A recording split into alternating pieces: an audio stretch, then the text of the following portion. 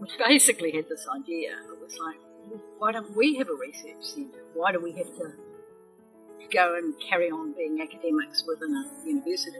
And it was pretty much, that doesn't seem like such a bad idea, let's do it. So that provided a huge amount of autonomy to dream big, really, about what this research centre might be like.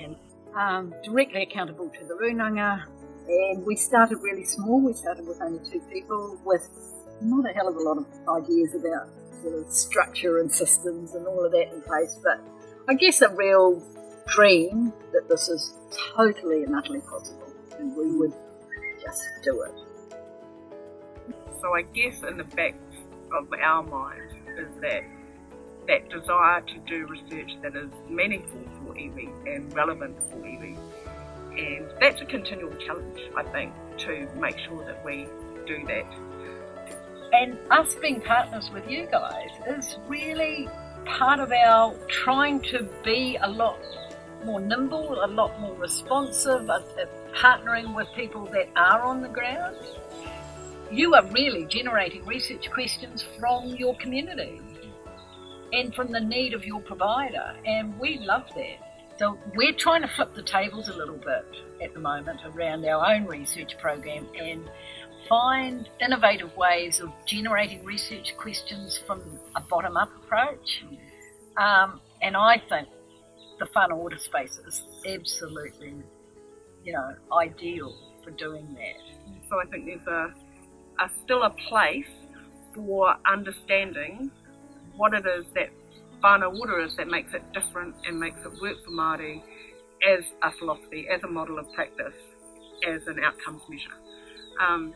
So building that evidence base to support what we might know from our gut or from our instinct or from being Māori. Because I think the way the system works is that the evidence is important to bring the funding. And if we don't have that evidence, then the sustainability of whānau order in the long term is vulnerable. The way whānau order is going in New Zealand is unique, and that there is a lot of potential and opportunity for other Indigenous peoples to learn how they might use their own models. So I think there are potential lessons for others as well as ourselves around how can you integrate a uniquely Indigenous concept within a publicly funded, for example, health and social service system. We all know as Māori researchers, and we all say that research has to be translational and transformative and, impact on the ground and be utilised in some way. I totally think that is of critical importance. However, actually doing that is really, really challenging. And we've been thinking about it actually in our planning this year and thinking we almost need to deconstruct how we do research. So research questions being driven from the community much more than out of an academic mind, if you like, or at least with academics and communities constructing the question together. Really thinking about really bringing the key stakeholders in to think about the so what's.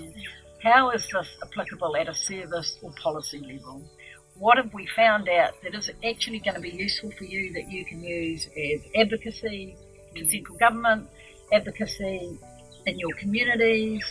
How can we redesign services so that they work better for you? What evidence can we provide that is going to be actually useful for you as a community? So that's what we're sort of trying to do, but it is a challenge. And I think the standard way that you are trained as an academic doesn't lend itself towards thinking about actually what are the products that iwi or Māori need. So your academic pathway is very typically around, journal publications or conference presentations. So we've kind of had to unbundle some of that for ourselves. It's still important for us in terms of track record and making sure that we get the next lot of funding. But there's a whole additional set of outputs or ways to disseminate over and above that might look quite different, and the timing of which are more immediate. So while you could write a publication in 3 years, it might come out and that's okay, and you're advancing new knowledge in a particular field. Iwi hapu Māori, and we were talking about Māori providers especially, they need those results immediately, really, because they're ahead of the research. So they're pushing us to get that stuff out quickly, and we can't be crafting the perfect policy briefing paper. It's what can we give you now that's at least enough information for you to be able to make a decision to support something that you're doing. Yeah. I think there's going to be some brave souls out there who are going to set up other iwi research centres, and I think particularly in a post-settlement world where there is more resource and in fact more opportunities for investment in well-being. It's insane to think you're going to do that stuff without research sitting alongside it.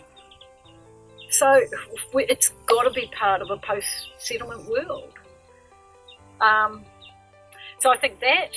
I think the universities will need to change to accommodate a much more flexible approach. I know Massey are thinking about there is no longer, maybe we've come to a point that 3-year degrees are not where we need to be. That's not where your consumers are or your customers.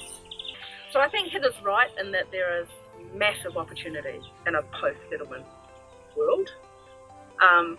However, I also think that if I look back to where we've come from, I don't see the degree of security that I think I would have expected, knowing what's been built so far. I think it's very easy to ignore the Treaty of Waitangi, to ignore us as tangata whenua, to ignore our unique relationship, and it can get eroded quite quickly